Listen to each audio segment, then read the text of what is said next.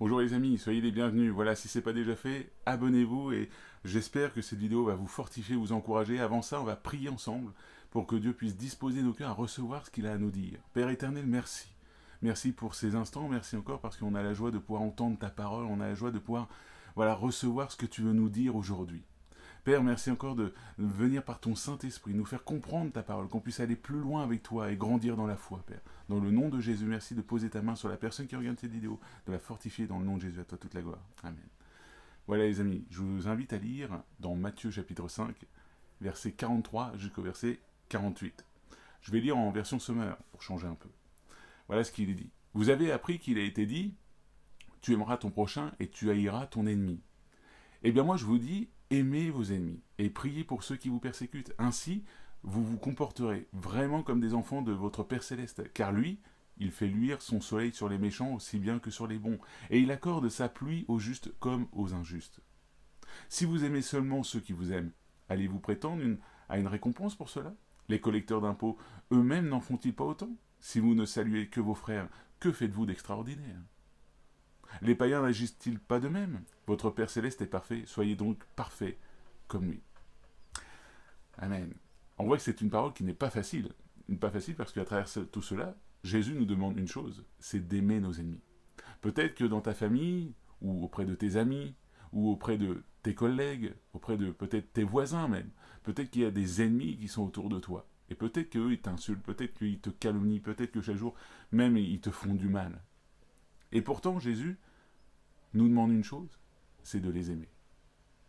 C'est de les aimer. D'ailleurs, Jésus lui-même nous montrera l'exemple sur la croix. Alors qu'il était en train de se faire crucifier, il va lui-même se mettre à prier pour eux en disant « Père, pardonne-leur, parce qu'ils ne savent pas ce qu'ils font ». Et cette parole, elle est très puissante quand on sait plusieurs choses. Alors, pourquoi aujourd'hui, je vais vous parler de trois choses importantes. Pourquoi aujourd'hui je parle de ça? Parce que il y a trois psaumes qui me sont venus à l'esprit. Ces trois psaumes-là sont particuliers. On les appelle les psaumes imprécatoires. Alors attention, c'est pas de l'occultisme, je vous rassure. Imprécatoire, ça veut dire que c'est tiré du mot imprécation, et ça veut dire littéralement vouloir du mal de. Vouloir du mal de quelqu'un, ou d'un voisin, ou d'une famille, bref. C'est vouloir du mal. Et ces psaumes, voilà, il n'y en a que trois dans la Bible, où il montre que David voulait du mal à ses ennemis. Sur les 150 psaumes, il n'y en a que trois, c'est le 35, le 69 et le 109. Et ils sont liés, ces trois psaumes. On pourrait se dire que, puisque ces psaumes imprécatoires existent, pourquoi moi je ne peux pas faire de telles prières? Pourquoi moi je ne peux pas prier du coup en souhaitant du mal à mes ennemis? Eh bien non, parce que, on l'a lu au tout début, Jésus nous demande d'aimer nos ennemis. Il ne nous demande pas de les maudire, loin de là. Il ne nous demande pas non plus de devenir leur ennemi. Il nous demande justement de les aimer. Parce que c'est comme ça qu'on pourra toucher leur cœur. C'est comme ça qu'on pourra témoigner de l'amour de Dieu pour eux. Alors aujourd'hui, on va voir ces psaumes.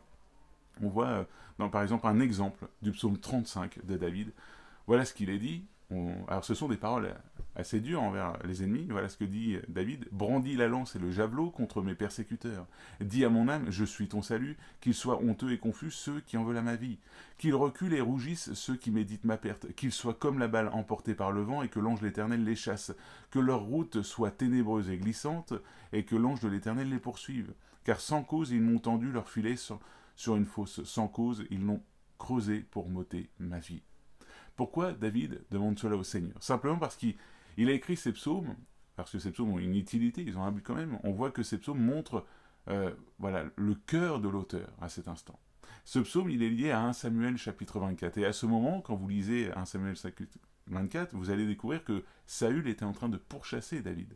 David, il était obligé de se cacher dans le désert, dans des grottes et tout ça, pour ne pas être victime de ses ennemis. Et du coup, il va faire ce genre de prière, il va dire à Dieu, il va vouloir du mal à ses ennemis. Au point, vous avez vu, il y a même un verset qui est très fort, il va leur dire que leur route soit ténébreuse et glissante. En gros, il souhaite vraiment la perte de ses ennemis. On voit à travers ce psaume que David, en fait, il souffrait de cette situation. Il souffrait que Saül le pourchasse. Il souffrait de cette situation, mais il demandait toujours la délivrance à Dieu. Il tournait le regard toujours vers Dieu.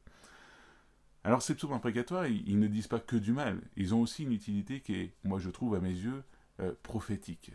Oui, une utilité prophétique parce que sans le faire exprès, David, par sa situation, il va exprimer ce que Jésus va vivre à son époque. Il va exprimer ce que Jésus va littéralement ressentir à son époque.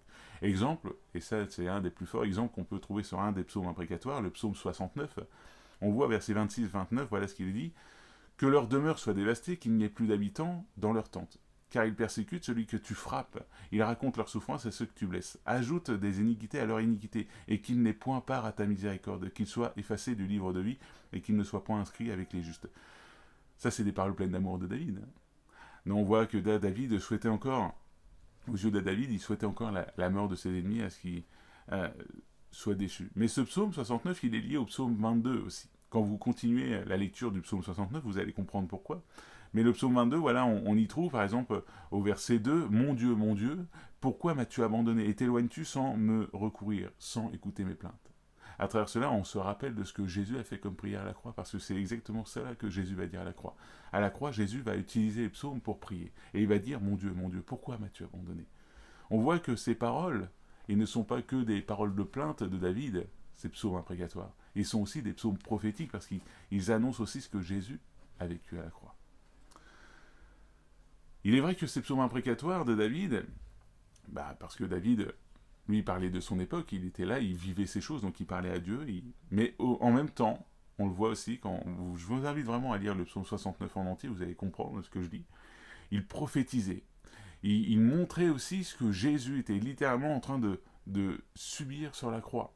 Exemple, le psaume 109, verset 5, voilà ce qu'il va dire. David va le dire pour lui, mais Jésus va le ressentir. « Ils me rendent le mal pour le bien, et de la haine pour mon amour. » Rien que cette phrase. On voit que Jésus lui-même a subi cela.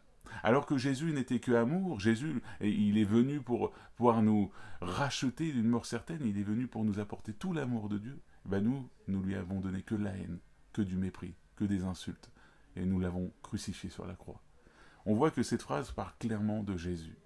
Aujourd'hui, alors ces trois psaumes, ils ne sont pas là pour nous apprendre à prier en demandant la mort de nos ennemis, loin de là. Ils nous montrent ce que l'auteur lui subissait à son époque, mais aussi ce que Jésus, intérieurement, a subi. Parce que Jésus aussi a dû penser ce genre de phrase en disant « Ils me rendent le mal pour le bien et de la haine pour mon amour ». Jésus, lui, qui ne faisait que guérir, Jésus qui ne faisait que de la délivrance, qui apportait la parole de Dieu, et en retour, il n'a reçu que la haine, les fouets et la mort.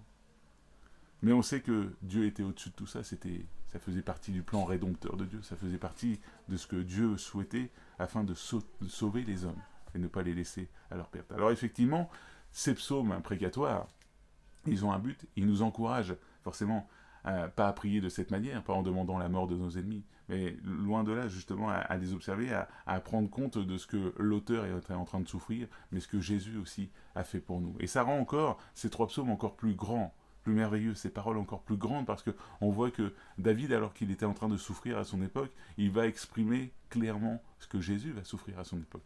Il y a des siècles de séparation entre les psaumes et puis Jésus. Mais on voit que par le Saint-Esprit, Dieu parlait à travers David. Donc voilà, ces psaumes imprécatoires, il n'y en a que 3, c'est le 35, le 69 et le 109. Je ne sais pas si vous les connaissiez, dites-moi en commentaire si vous connaissez, si ce n'est pas le cas, voilà, j'espère que vous puissiez les voir avec un nouvel angle, en vous disant que ces psaumes ne servent pas que à souhaiter la mort de nos ennemis, mais aussi servent aussi un peu de prophétie en ce que Jésus allait subir sur la croix. Voilà, on s'arrête sur ces paroles, j'espère que cela vous a fortifié, encouragé, n'hésitez pas à mettre un like, à partager cette vidéo, merci encore pour vos abonnements et on se retrouve à la prochaine, soyez bénis.